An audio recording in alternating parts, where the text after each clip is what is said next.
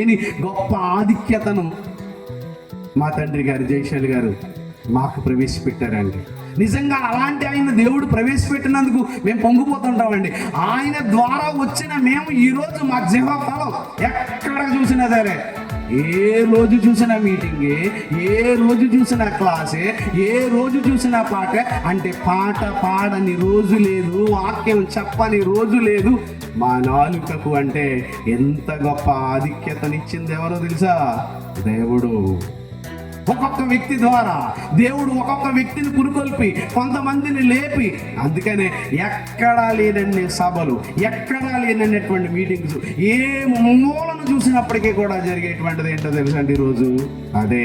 అందుకని స్తుతి యాగము చేయుదుము, మహోన్నతునికి మొక్కుబళ్ళు చెల్లించేదము అన్నాడు. మనకి దేవుడు ఇచ్చినటువంటి టాలెంట్ ఏంటో తెలుసా?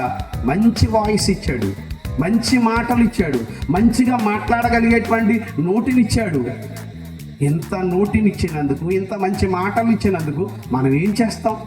వాడాలి. ఏం వాడాలి? ఏం వాడాలి? నాలుకను వాడాలి. ఎలా వాడాలి? కరెక్ట్గా వాడాలి.